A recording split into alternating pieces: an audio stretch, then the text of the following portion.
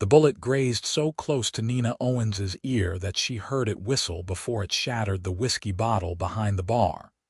And in that split second before chaos erupted, she locked eyes with Marshal Cade Xavier across the smoke-filled saloon and knew with absolute certainty that he would move heaven and earth to keep her safe. That had been 5 years ago, the day she'd walked into Yosemite, California, with nothing but a carpet bag and desperation.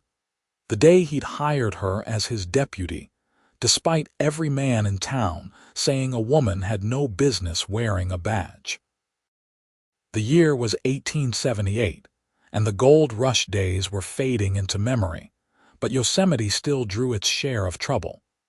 Prospectors with empty pockets and full grudges, cattle rustlers moving through the mountain passes, con men seeking easy marks among the hopeful. Nina had proven herself 100 times over in those 5 years, could shoot straighter than most men and track better than anyone, except maybe Marshal Xavier himself. She'd earned the respect of the townsfolk through sheer competence and grit, though there were still those who muttered about propriety when she walked by. What none of them knew, what she barely admitted to herself in the darkest hours before dawn, was that working beside Marshal Xavier day after day had become both heaven and torment. He was 32 to her 26, and in those 5 years she'd memorized every line of his weathered face, the way his dark hair curled slightly at his collar when he needed a haircut, the precise shade of blue-gray his eyes turned in the mountain light. She'd learned to read his moods in the set of his shoulders, knew when he was worried by the way he'd absently touched the star pinned to his vest, and she'd fallen hopelessly, impossibly in love with him. Nina told herself it was foolish, dangerous even. Marshal Xavier was professional to his core, treated her with the same respect he'd give any deputy. He never gave any indication that he saw her as anything other than a capable partner in keeping the peace. So she buried her feelings deep, threw herself into the work, and pretended her heart didn't stutter every time his hand brushed hers passing a wanted poster or coffee cup. It was a Wednesday morning in late September when everything began to shift.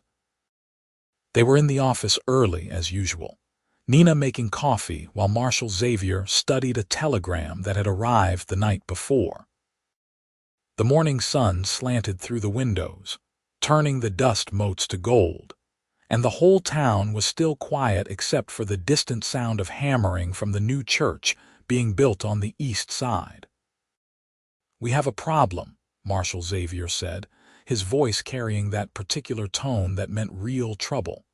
He looked up from the telegram, and Nina saw the worry in his eyes. "There's a gang operating out of the high country. They hit a stage yesterday morning, killed the driver and the guard. Took a strongbox with mining payroll, nearly $3,000.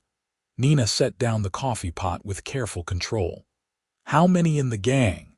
"Reports say 5, maybe 6. Led by a man called Silas Care. He's wanted in Nevada and Arizona territory for robbery and murder." Marshal Xavier handed her the telegram. "The territorial marshal wants us to track them. They're heading this direction, likely planning to hole up in the mountains before winter sets in." Their eyes met, and Nina saw something flicker in his expression, gone before she could name it. "When do we leave?" "Within the hour. It will be hard riding and we might be gone a week or more."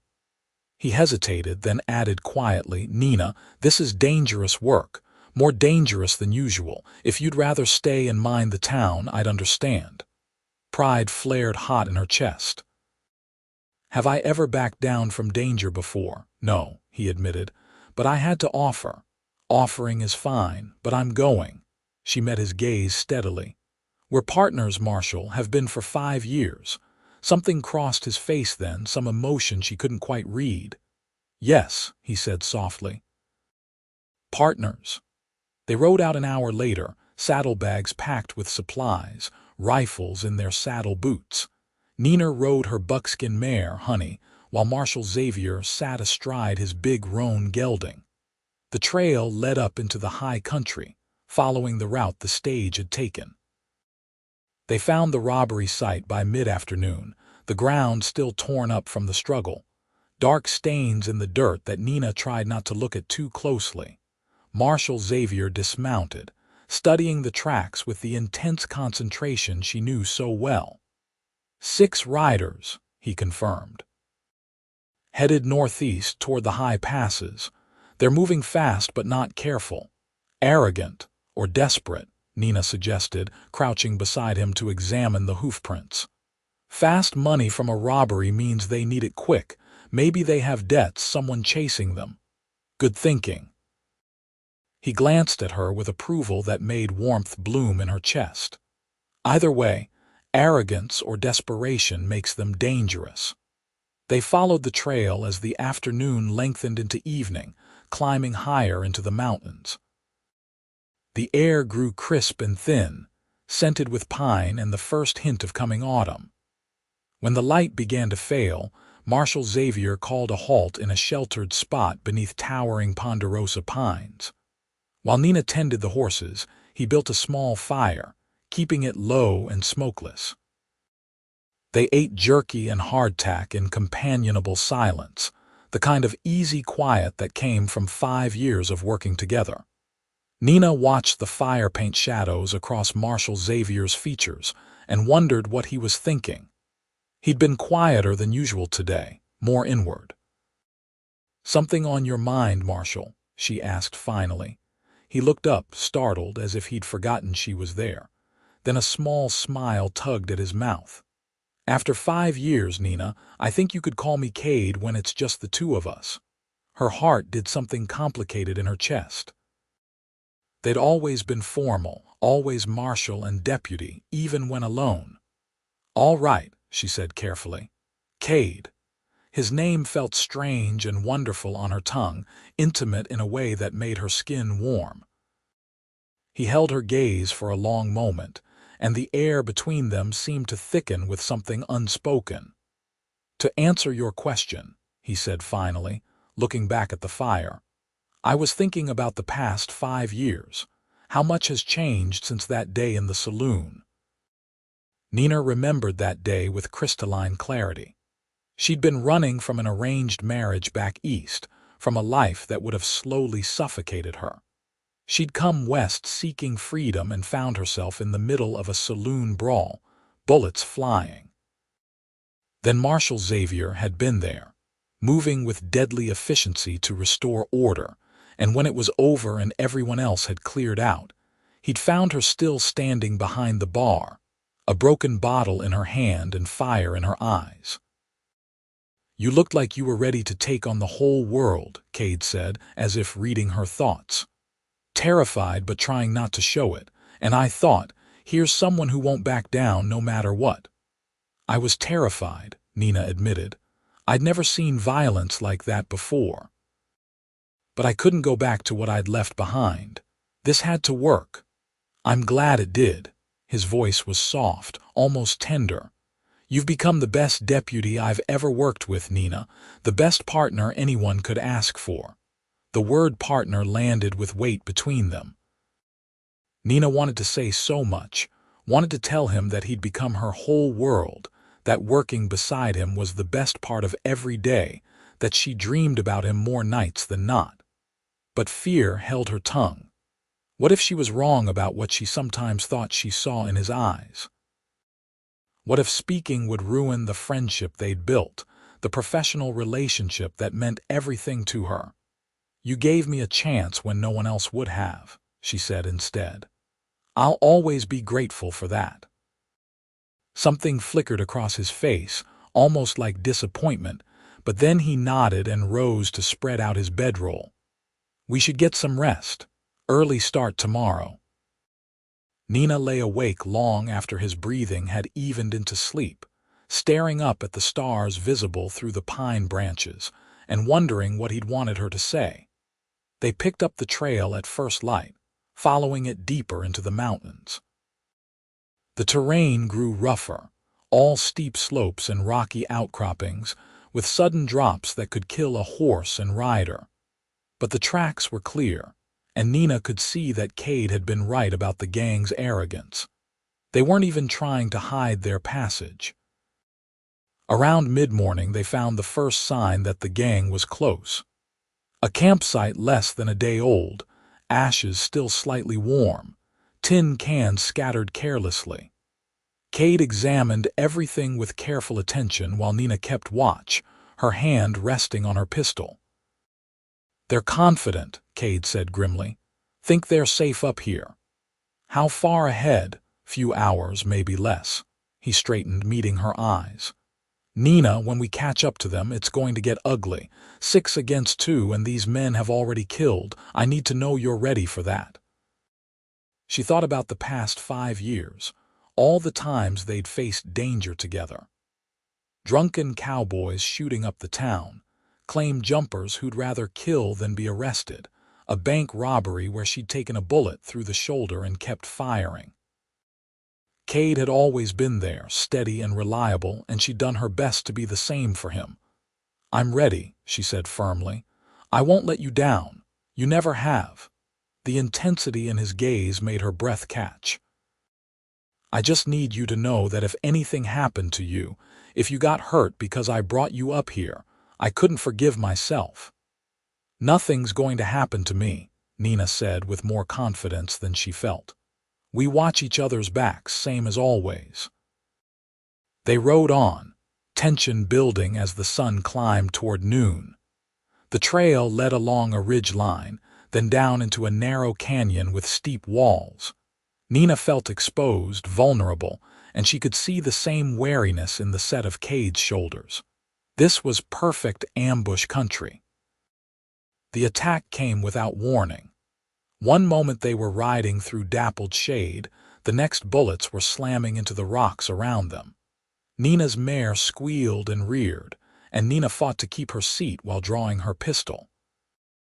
She caught a glimpse of men on the canyon rim above them, saw the flash of rifle fire. "Take cover," Cade shouted, already swinging down from his horse and dragging his rifle free. Nina threw herself from her saddle, landing hard behind a boulder as more bullets kicked up dirt where she'd been. Her heart hammered against her ribs, but her hands were steady as she checked her pistol's load. The horses had bolted back the way they'd come, leaving Nina and Cade pinned down in the canyon with gunmen above them. It was a bad situation, potentially deadly. Nina risked a glance around the boulder and counted at least 4 shooters on the rim. The angle was terrible for returning fire. "We need to move," Cade called from his position behind an outcropping 20 feet away. "There's an overhang about 30 yards ahead. On my signal, run for it." Nina's mouth went dry. 30 yards of open ground with rifles trained on them from above. But staying here meant dying slowly, so she nodded. "Ready." Now, she burst from cover, running low and fast while bullets kicked up geysers of dirt around her feet. Time seemed to slow and stretch. She heard Cade firing, providing cover, heard the sharp crack of his rifle mixing with the deeper boom of the guns above. Something tugged at her sleeve, hot and sharp, but she kept running, legs pumping, lungs burning. Then she was sliding into the shadow of the overhang, slamming hard against the back wall. A moment later Cade dove in beside her, breathing hard. They were safe for the moment, the rock above protecting them from the shooters on the rim.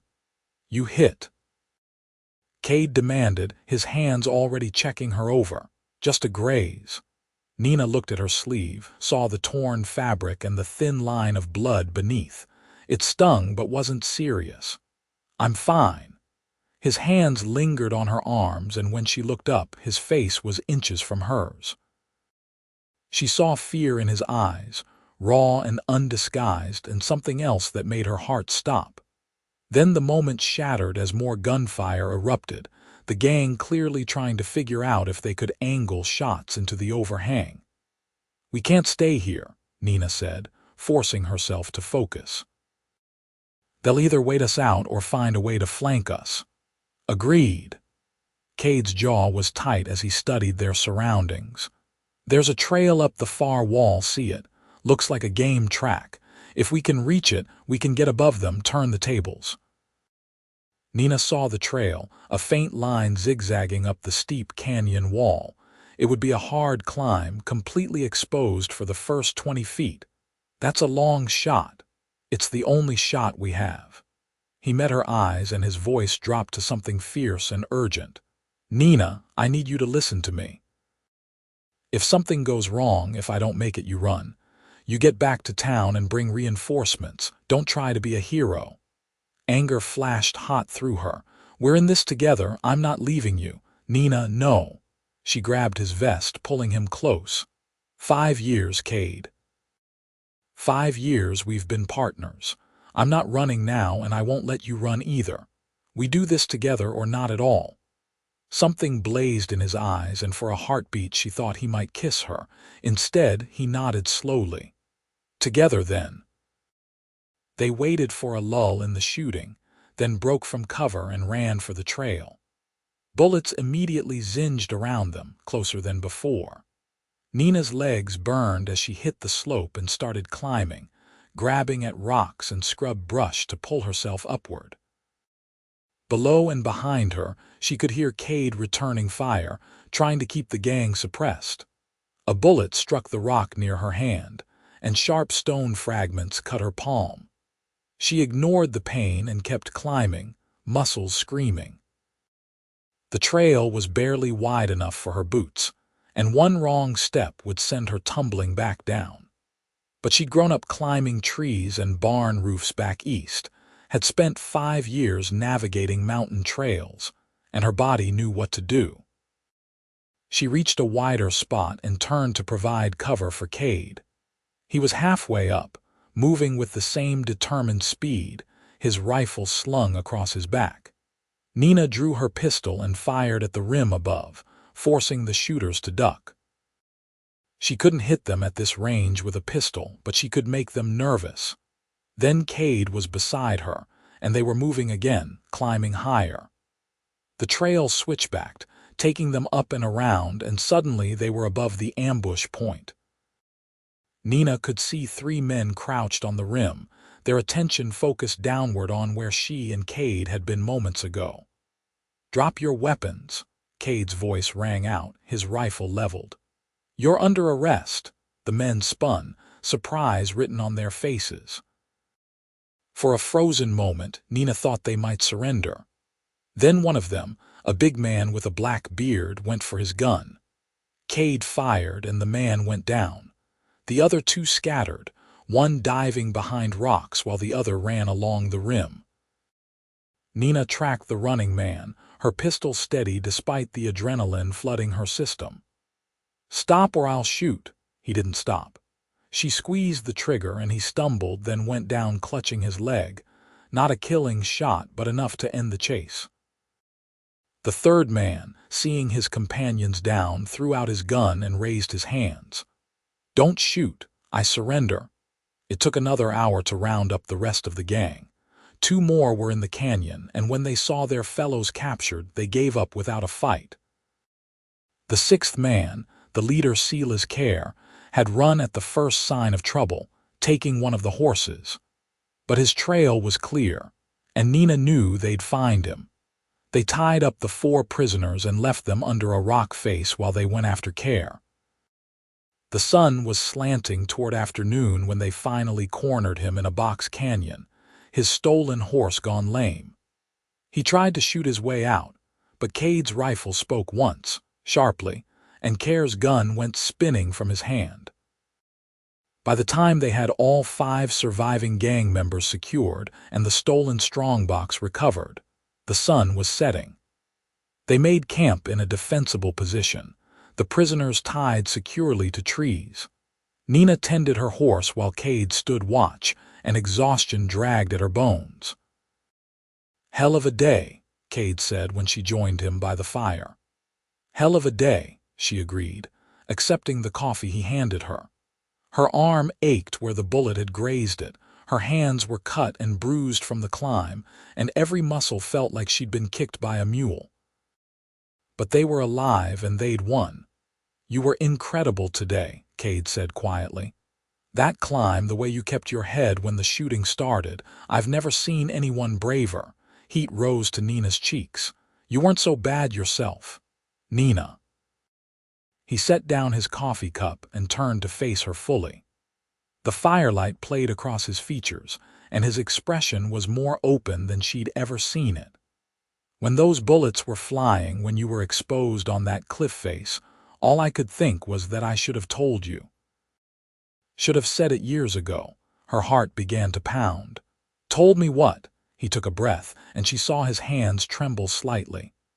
Marshal Cade Xavier, who never showed fear, who faced down killers without flinching, was nervous. "That I love you. That I've been in love with you from almost the beginning. That working beside you these 5 years has been the best part of my life, and the hardest, because every single day I've wanted to tell you but couldn't." The world seemed to tilt sideways. Nina stared at him, unable to process the words. "You love me. So much it scares me sometimes." His voice was raw with honesty. "But I'm your superior, and you came to Yosemite for freedom, not to be courted by your boss. I didn't want to put that pressure on you, didn't want you to feel obligated or trapped. So I kept quiet and told myself friendship was enough." "Cade." Nina's throat was tight, tears pressing at the back of her eyes. "You incredible fool. I've been in love with you for 5 years. 5 years of working beside you. Pretending my heart didn't race every time you smiled at me. Pretending I didn't dream about you. Pretending everything was professional when all I wanted was to tell you that you're the best man I've ever known, and I would follow you anywhere." He stared at her like she'd performed a miracle. "You love me." "Yes." The word came out fierce and certain. "I love you. I have since that first year, since the day you took a bullet meant for me and then tried to act like it was nothing.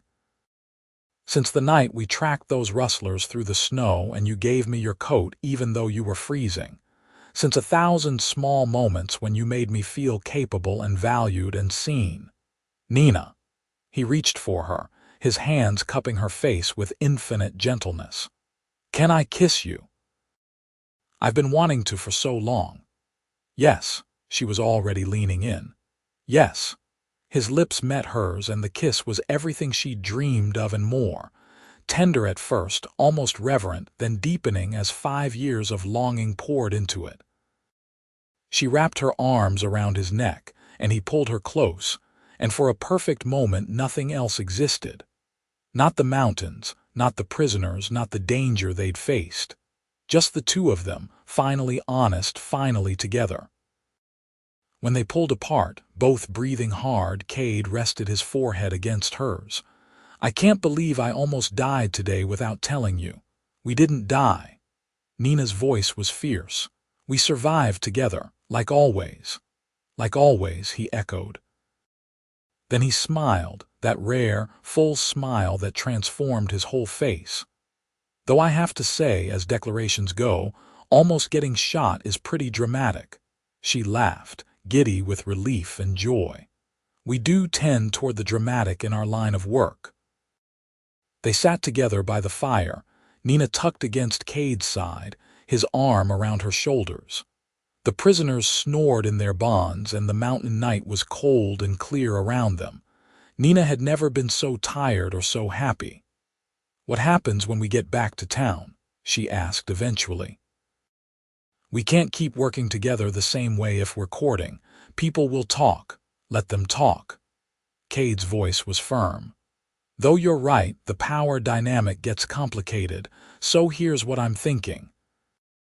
The territorial marshal has been after me for 2 years to take a position in Sacramento, training new lawmen.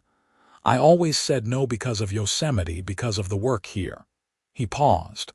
"Because of you, though I couldn't admit it." Nina's heart sank. "You're leaving?" "No. I'm suggesting we both leave." He turned to look at her fully. The town council has been talking about making you marshal when I retire anyway. You've more than earned it. What if I recommend you for the job, then take the position in Sacramento? It's only a day's ride. I could come back weekends and you could visit. We could court properly without the complications of working together. It was a good plan, logical and respectful of propriety, but Nina found herself shaking her head. I don't want you gone even one day a week. And honestly, Cade, I don't want to be Marshal of Yosemite. I became a deputy because you gave me a chance, but it was never about the job itself. It was about working beside you, about the partnership. Then what do you want? She took a breath, gathering her courage. I want to marry you. I want us to decide together what comes next, whether that's staying in Yosemite or going to Sacramento or something else entirely. I want to build a life with you, whatever that looks like. His eyes widened. Nina Owens, are you proposing to me? Maybe I am. She felt bold and reckless and utterly certain. We've wasted 5 years already, Cade. I don't want to waste any more time. Neither do I. He kissed her again, quick and hard. Yes, yes, I'll marry you. I'd marry you tomorrow if we could.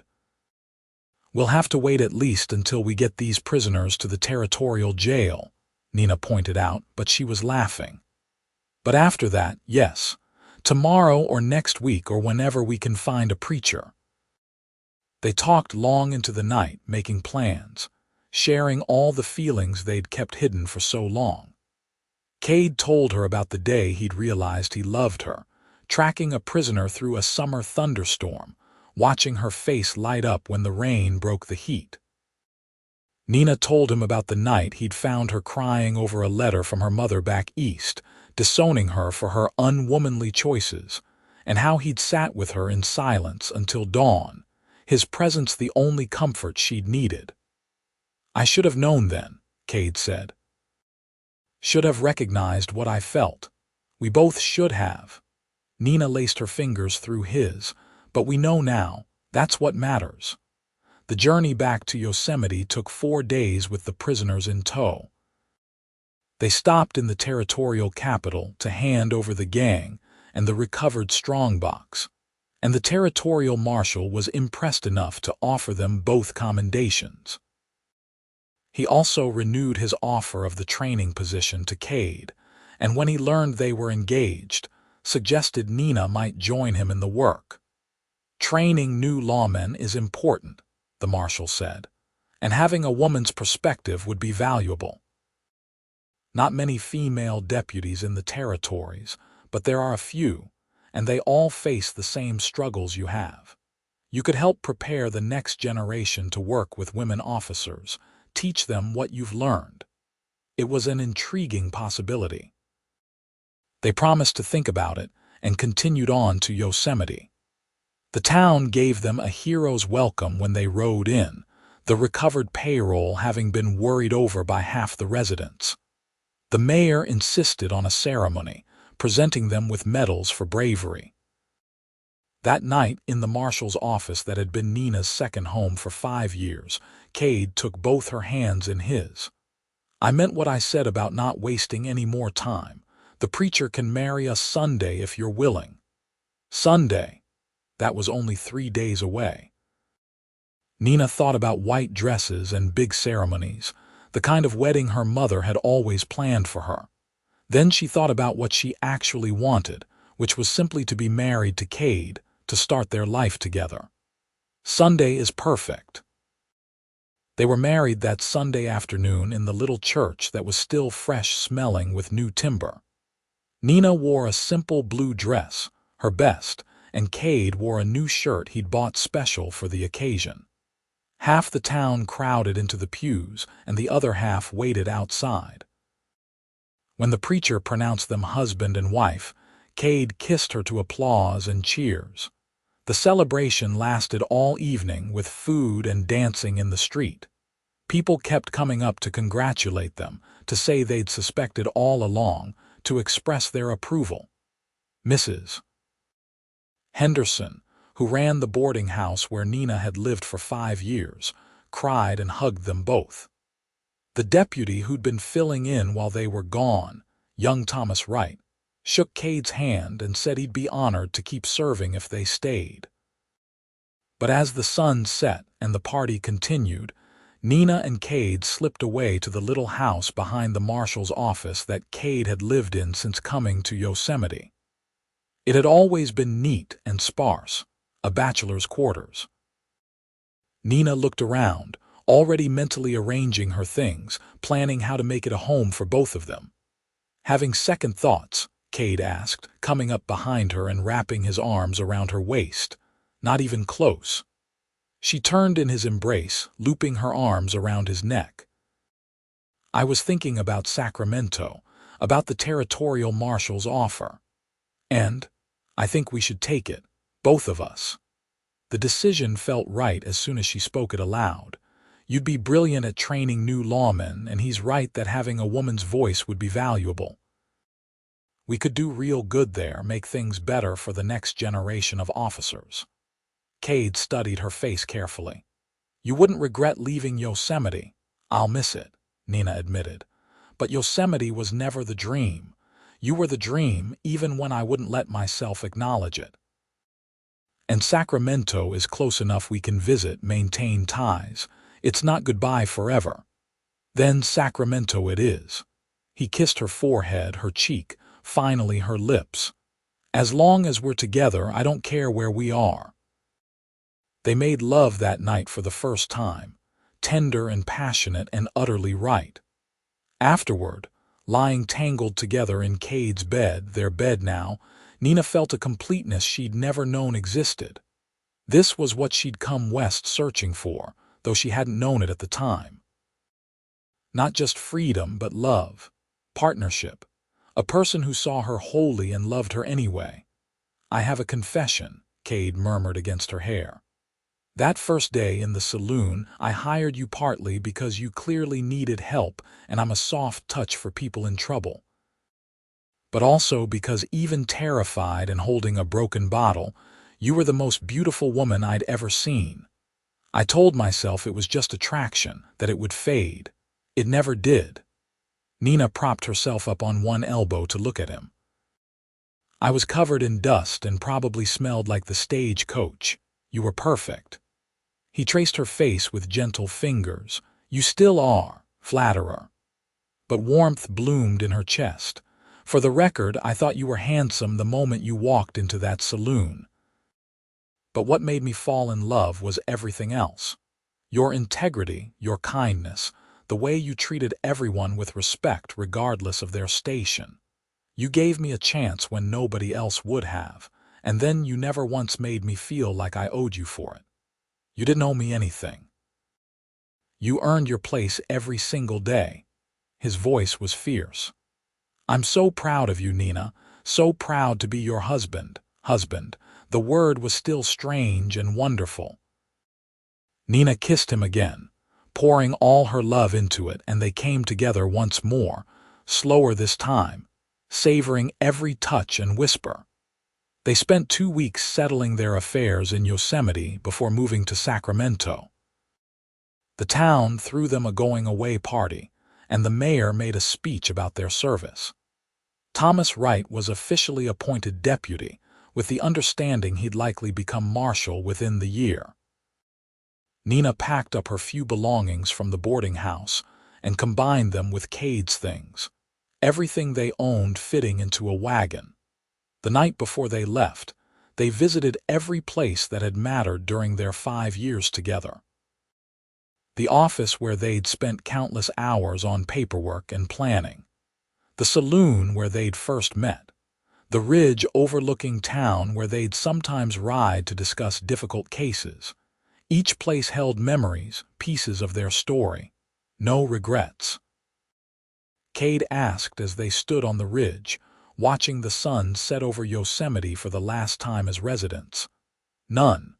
Nina leaned against him, his arm around her waist.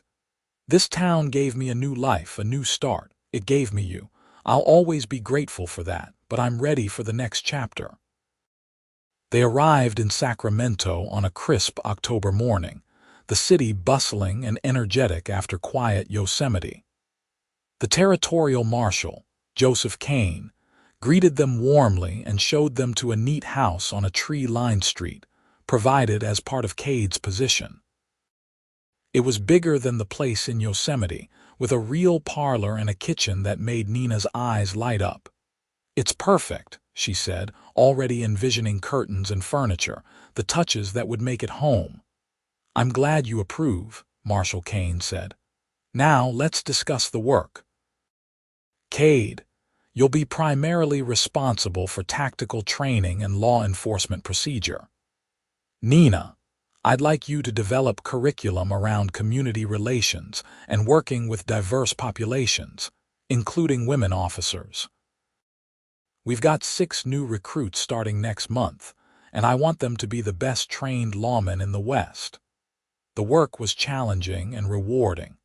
Cade proved to be a natural teacher, patient and thorough, able to break down complex situations into understandable lessons.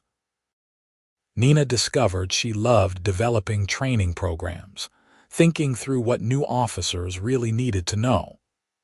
The recruits were respectful and eager to learn, especially once they saw Nina could outshoot and outtrack most of them. In the evenings, Nina and Cade would walk through Sacramento's streets, exploring their new city, finding favorite restaurants and shops. They'd talk about their days, about the recruits and the work, about their hopes for the future. On Sundays, they'd sleep late and make love in the morning sunshine, then spend the afternoon reading or visiting the parks. It was during one of these lazy Sundays, about 6 months after their move, that Nina realized she was pregnant. She'd been feeling tired and queasy for weeks, but had attributed it to the stress of the new position. When she finally connected the signs, joy and terror flooded through her in equal measure. She told Cade that evening, watching his face carefully. They'd never discussed children, had been so focused on their careers and their newfound marriage. "I'm pregnant," she said simply. "About 3 months along, I think." His face went through several expressions, too fast to track, before landing on pure joy. "Really? We're going to have a baby?" "We are." Her voice wobbled. "Are you happy? We never talked about this, and I know the timing isn't ideal with the new job." He crossed to her in 2 strides and pulled her into his arms. "I'm thrilled, terrified but thrilled. You're going to be an amazing mother, Nina." "You'll be an amazing father." She held him tight, relief washing through her. "Though I have no idea how we're going to manage." "The same way we manage everything," Cade said firmly. "Together." Marshal Cade was understanding when they told him, immediately adjusting Nina's duties to accommodate her condition. The recruits, once they found out, treated her with almost comical care, rushing to pull out chairs or carry anything heavier than a pencil. Nina found it amusing and exasperating in equal measure. "I'm pregnant, not fragile," she told them more than once. But their concern was genuine, and she appreciated it even as she continued to insist on doing her full share of work. Their son was born on a warm evening in June 1879, after a labor that lasted 14 hours and left Nina exhausted and exhilarated. Cade stayed with her throughout, holding her hand, wiping her forehead, whispering encouragement. When the midwife finally placed the baby in Nina's arms, both of them wept. "He's perfect," Cade breathed, touching the baby's tiny hand with one finger. "Absolutely perfect." They named him Marshal Cade Xavier, and he had his father's dark hair and his mother's determination. From the beginning, he was a good baby, alert and curious. Cade proved to be a devoted father, walking the floor with Matthew at night, changing diapers without complaint, making silly faces to coax out smiles. Nina took 3 months away from work, recovering and learning how to be a mother. It was harder than tracking criminals or facing down armed men, but also more rewarding than she'd ever imagined. When she returned to the training program, Matthew came with her, sleeping in a cradle in her office or being minded by the marshal's wife during actual training sessions. The recruits, now graduated and serving as junior officers, came by often to visit. Several of them had been inspired by Nina's example to recruit women for their own departments. Progress was slow, but it was happening. The West was changing, and Nina and Cade were part of that change. When Matthew was 2 years old, Nina became pregnant again.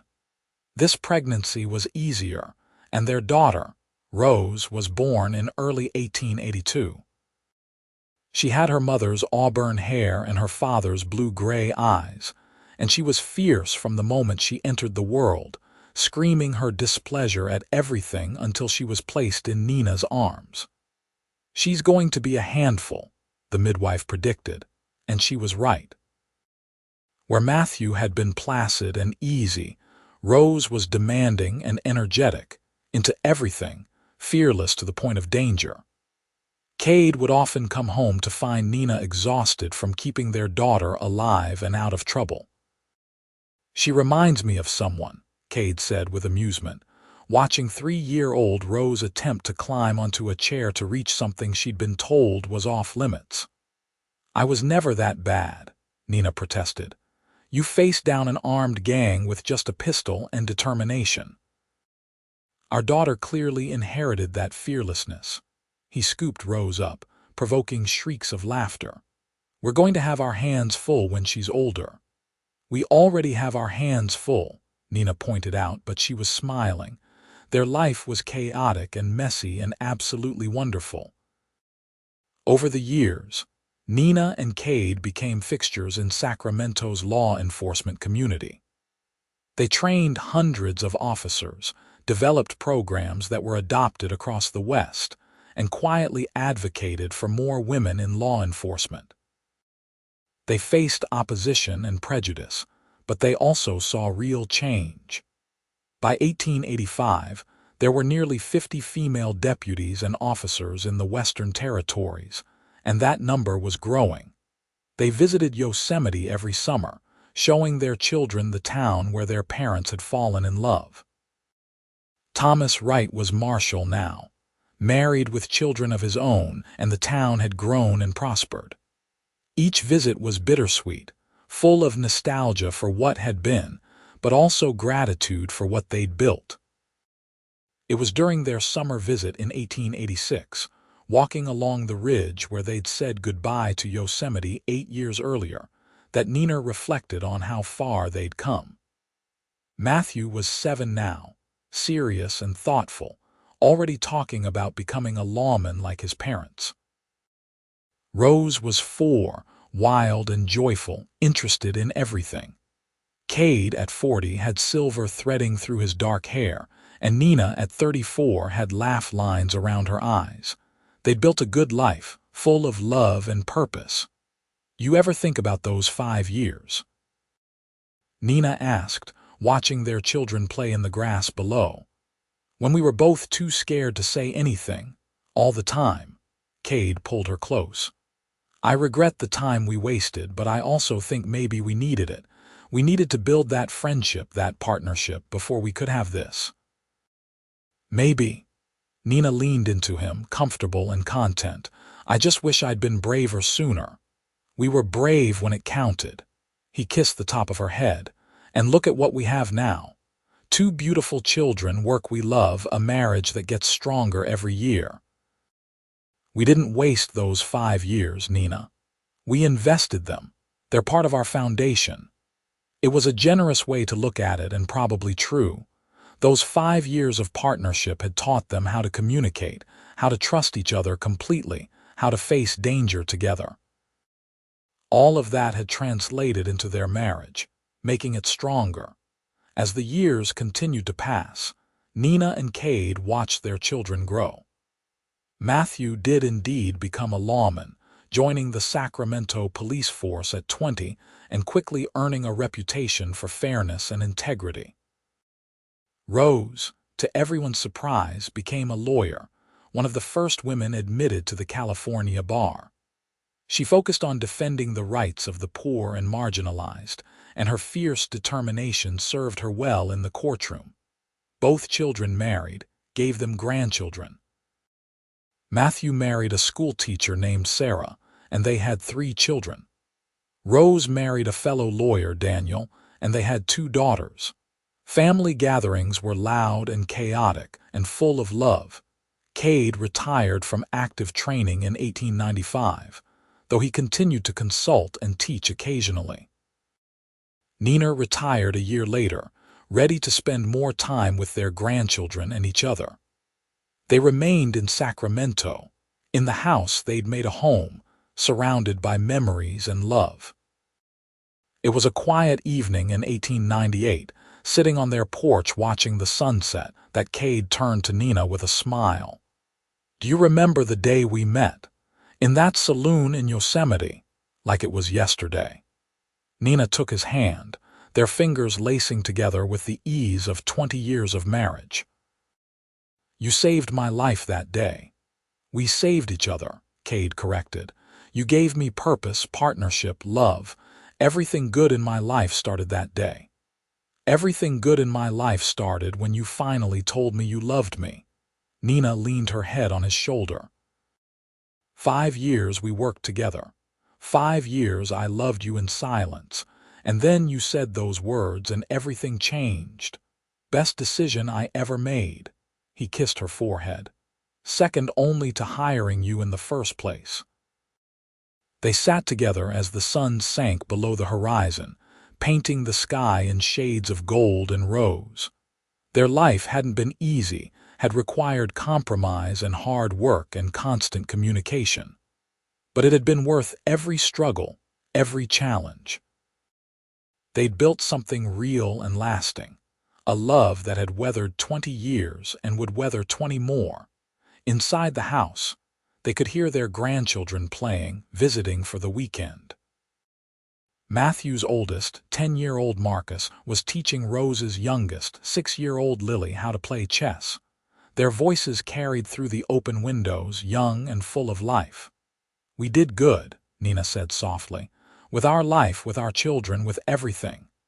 "We did," Cade agreed. "Though I think the credit goes mostly to you.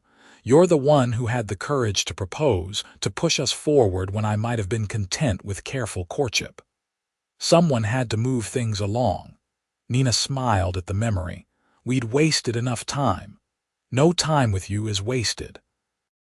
He pulled her closer. "Every moment has been a gift."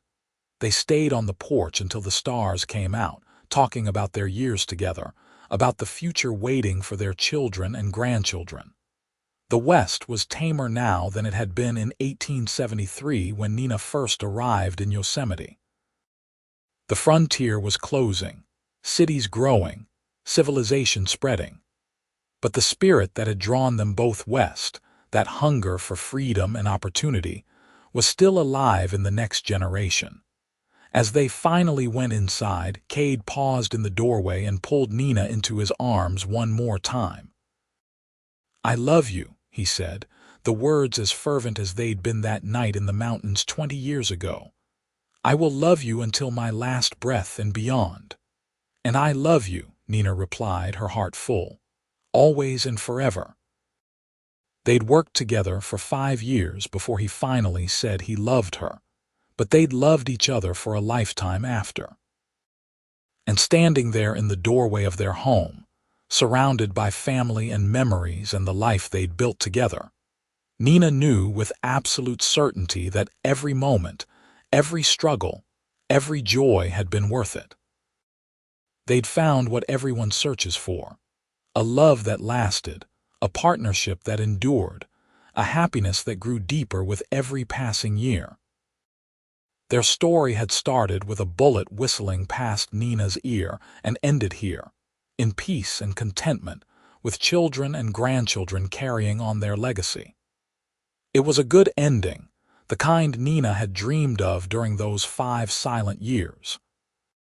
But more than that, it was a good life, full and rich and deeply lived, and she wouldn't have changed a single moment of it.